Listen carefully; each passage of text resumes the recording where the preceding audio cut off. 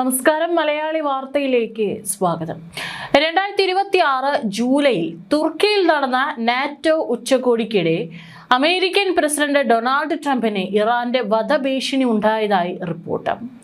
രഹസ്യാന്വേഷണ ഏജൻസികളുടെ റിപ്പോർട്ടിനെ തുടർന്ന് അദ്ദേഹം സഞ്ചരിക്കേണ്ടിയിരുന്ന എയർഫോഴ്സ് 1 വിമാനത്തിൽ നിന്ന് ട്രംപിനെ രഹസ്യമായി മറ്റൊരു വിമാനത്തിലേക്ക് മാറ്റിയാണ് യാത്ര നടത്തിയതെന്ന് വാഷിംഗ്ടൺ പോസ്റ്റ് റിപ്പോർട്ട് ചെയ്തു. കാറ്ററിംഗ് ട്രക്കിൽ കയറ്റിയാണ് പ്രസിഡന്റിനെ ചെറിയ സൈനിക വിമാനത്തിൽ കയറ്റിയതെന്നാണ് റിപ്പോർട്ട്. ഒരു നാടകം തന്നെ ഒരുക്കിയാണ് സുരക്ഷാ ഏജൻസികൾ ഈ ഓപ്പറേഷൻ നടപ്പാക്കിയതെന്നും റിപ്പോർട്ടിൽ പറയുന്നു. ഇറാൻ ഭീഷണിയെ തുടർന്ന് അമേരിക്കൻ പ്രസിഡന്റ് ഡൊണാൾഡ് ട്രംപ് തുർക്കിയിൽ നിന്ന് ഒരു ചെറിയ അമേരിക്കൻ സൈനിക വിമാനത്തിൽ കയറി രഹസ്യമായി രക്ഷപ്പെട്ടതായിട്ടാണ് ഇപ്പോൾ ആ സംഭവം നടന്ന് കുറച്ച് ആഴ്ചകൾ പിന്നിടുമ്പോൾ ഈ രഹസ്യ റിപ്പോർട്ട് പുറത്തു വരുന്നത്. നാറ്റോ യോഗത്തിൽ പങ്കെടുക്കാനാണ് തുർക്കി തലസ്ഥാനമായ അലങ്കാരയിലേക്ക് ഖത്തർ നൽകിയ ബോയിങ് 7478 വിമാനത്തിൽ ട്രംപ് പോയത്. എന്നാൽ ഇറാൻ ഭീഷണിയെ തുടർന്ന് അതേ വിമാനത്തിൽ തന്നെ മടങ്ങാനാവാതെ ട്രംപിനെ അമേരിക്കൻ നാവികസേനയുടെ C-32A എന്ന ചെറു വിമാനത്തിലേക്ക് മാറ്റുകയായിരുന്നു. ഇറാനും തുർക്കിയും അതിർത്തി പങ്കിടുന്ന രാജ്യങ്ങളാണ്. അതുകൊണ്ട് തന്നെ പ്രസിഡന്റിന്റെ ജീവന് ഇത് അപകടമാവും എന്ന് കണ്ടുകൊണ്ടാണ് അദ്ദേഹത്തിന്റെ സുരക്ഷാ ജീവനക്കാർ ഇത്തരത്തിലൊരു നീക്കം നടത്തിയത്. ജൂലൈ 8-നായിരുന്നു സംഭവം. എയർപോർട്ടിലെ കാറ്ററിംഗ് ട്രക്കിൽ കയറ്റിയാണ് ട്രംപിനെ C-32A വിമാനത്തിലേക്ക് മാറ്റിയത്. പിന്നാലെ വിമാനം ട്രംപുമായി ബ്രിട്ടനിലേക്ക് പറക്കുകയായിരുന്നു. മാധ്യമപ്രവർത്തകരും മറ്റു ഉദ്യോഗസ്ഥരും അടങ്ങിയ വിമാനം ഇതിനുശേഷമാണ് തിരികെ പോയത്. ട്രംപ് ഇതിൽ തന്നെ ഉണ്ടെന്ന പ്രതീതി ഉണ്ടാക്കാനായിരുന്നു ഉദ്യോഗസ്ഥരും മാധ്യമപ്രവർത്തകരും പഴയ വിമാനത്തിൽ തന്നെ യാത്ര തുടർന്നത്. ഇവരോട് വിമാനത്തിന്റെ ജനാല തുറക്കരുതെന്നും നിർദ്ദേശം നൽകിയിരുന്നു. തങ്ങൾക്കൊപ്പം ട്രംപ് ഉണ്ടെന്ന് കരുതിയാണ് അവർ യാത്ര ചെയ്തത്. ബ്രിട്ടനിൽ വിമാനം ഇറങ്ങിയപ്പോൾ ട്രംപ് സഞ്ചരിച്ച ചെറിയ സൈനിക വിമാനമാണ് ആദ്യം ലാൻഡ് ചെയ്തത്. എന്നാൽ മിനിറ്റുകൾക്കകം എത്തിയ പഴയ എയർഫോഴ്സ് 1 വിമാനത്തിലൂടെയാണ് ട്രംപ് പുറത്തേക്ക് വന്നത്. ഈ മാറ്റം എങ്ങനെയാണ് നടന്നതെന്ന കാര്യത്തിൽ ഇപ്പോഴും ദുരൂഹത തുടരുന്നു. വിമാനത്തിൽ നിന്ന് ഇറങ്ങിയ ട്രംപ് മാധ്യമ പ്രവർത്തകർക്ക് നേരെ കൈ വീശിയെങ്കിലും സംസാരിക്കാൻ തയ്യാറായില്ല. അതേസമയം ട്രംപ് വലിയ വിമാനത്തിൽ നിന്ന് പുറത്തു വരുന്നതായുള്ള ദൃശ്യങ്ങളും പ്രചരിക്കുന്നുണ്ട്. ഖത്തർ സമ്മാനിച്ച ബോയിങ് 7478 വിമാനത്തിന്റെ ആദ്യ വിദേശ യാത്രയായിരുന്നു തുർക്കിയിലേത്. കഴിഞ്ഞ വർഷമാണ് ഖത്തർ രാജകുടുംബം അമേരിക്കയ്ക്ക് വിമാനം സമ്മാനമായി നൽകിയത്. ഇതിനുശേഷം വിമാനം പുതുക്കി പണിയുകയും ചെയ്തിരുന്നു.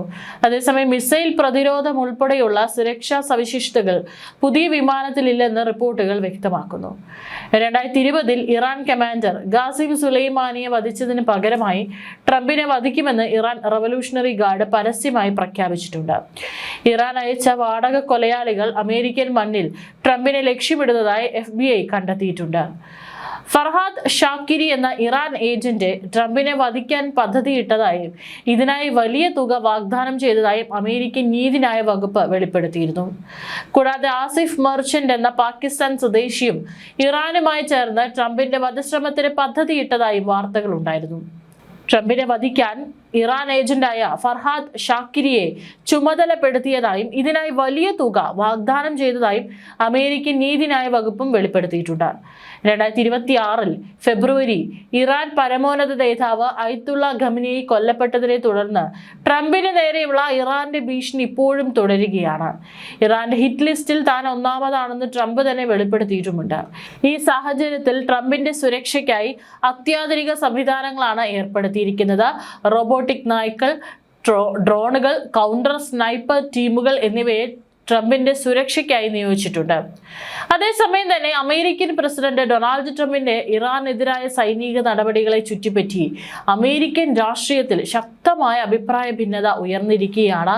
അമേരിക്കൻ സെനറ്റിലെ ന്യൂനപക്ഷ നേതാവ് ചക്ക് ഷൂമർ ട്രംപ് ഭരണകൂടത്തിന്റെ ഇറാൻ നയത്തെ രൂക്ഷമായി വിമർശിച്ചതോടൊപ്പം Israel American ambassador Mike Huckabee രാജിവെക്കണമെന്നും സെനറ്റർ ക്രിസ് വാൻ ഹോളനും ആവശ്യപ്പെട്ടിരിക്കുകയാണ്. ഈ രണ്ട് പ്രതികരണങ്ങളും അമേരിക്കയുടെ പശ്ചിമേഷ്യൻ നയത്തെക്കുറിച്ചുള്ള ആഭ്യന്തര വിമർശനങ്ങൾക്ക് പുതിയ ആക്കം നൽകിയതായി വിലയിരുത്തപ്പെടുന്നു. ചക്ക് ഷൂമർ തന്റെ എക്സ് അക്കൗണ്ടിലൂടെ നടത്തിയ പ്രതികരണത്തിലാണ് ട്രംപിന്റെ ഇറാൻ നയത്തെ നിയമവിരുദ്ധ യുദ്ധമെന്ന് വിശേഷിപ്പിച്ചത്. ആരംഭിച്ചത്.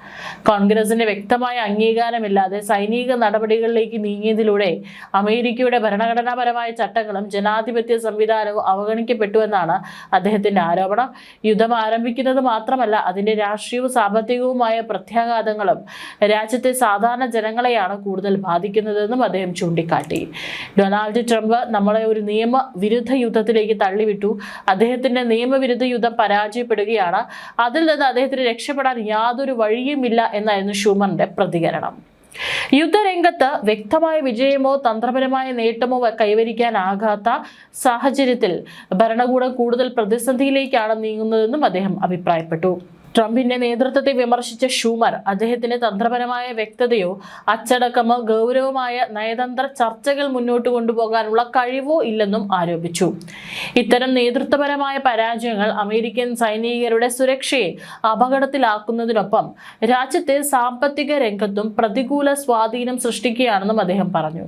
ഇന്ധനവില ഉൾപ്പെടെയുള്ള അവശ്യ വസ്തുക്കളുടെ വില വർധനയ്ക്ക് യുദ്ധ സാഹചര്യങ്ങൾ ആക്കം കൂട്ടുന്നുവെന്നും അതിന്റെ ഭാരം സാധാരണ അമേരിക്കക്കാരാണ് വഹിക്കുന്നതെന്നും ഷൂമർ ചൂണ്ടിക്കാട്ടി.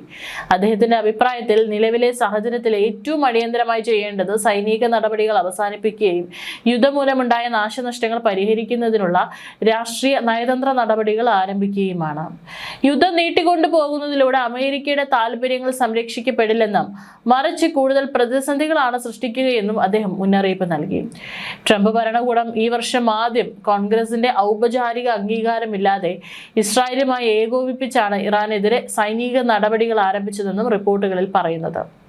അതിനുശേഷം മാസങ്ങളായി വ്യോമാക്രമണങ്ങളും സുരക്ഷാ ഭീഷണികളും തുടരുന്ന സാഹചര്യത്തിൽ ഇറാൻ സ്വന്തം പരമാധികാരവും പ്രാദേശിക അഖണ്ഡതയും സംരക്ഷിക്കാനുള്ള നിലപാടിൽ ഉറച്ചു നിൽക്കുകയാണെന്നാണ് ബന്ധപ്പെട്ട വൃത്തങ്ങൾ വ്യക്തമാക്കുന്നത്. സംഘർഷം ദീർഘിപ്പിക്കുന്നതോടെ അമേരിക്കയ്ക്കുള്ളിൽ തന്നെ നിരവധി വെല്ലുവിളികൾ ഉയരുന്നതായി റിപ്പോർട്ടുകൾ സൂചിപ്പിക്കുന്നു. സൈനിക ചെലവുകൾ വർദ്ധിക്കുന്നതിനൊപ്പം ആയുധ ശേഖരണങ്ങളുടെ ഉപയോഗം ഉയരുന്നുവെന്ന വിലയിരുത്തലുണ്ട്. അതേസമയം യുദ്ധത്തിന്റെ സാമ്പത്തിക പ്രത്യാഘാതങ്ങൾ കാരണം ഇന്ധനവില ഉയരുന്നതും ജനങ്ങളുടെ ജീവിത ചെലവ് വർദ്ധിക്കുന്നതും ഭരണകൂടത്തിനെതിരായ പ്രതിഷേധം ശക്തമാക്കുന്ന ഘടകങ്ങളായി ചൂണ്ടിക്കാണിക്കപ്പെടുന്നു. സൈനികരുടെ സുരക്ഷയും അമേരിക്കൻ പൊതുജന അഭിപ്രായവും ഇപ്പോൾ ഭരണകൂടത്തിന് വലിയ വെല്ലുവിളിയായി മാറിയിരിക്കുകയാണെന്നും നിരീക്ഷകർ അഭിപ്രായപ്പെടുന്നു. ദീർഘകാലം നീളുന്ന യുദ്ധം രാഷ്ട്രീയപരമായും സാമ്പത്തികപരമായും രാജ്യത്തെ ദുർബലപ്പെടുത്തുമെന്ന ആശങ്ക അമേരിക്കൻ നിയമ നിർമ്മാതാക്കൾക്കിടയിലും ശക്തമാകുന്നുവെന്നാണ് വിലയിരുത്തൽ.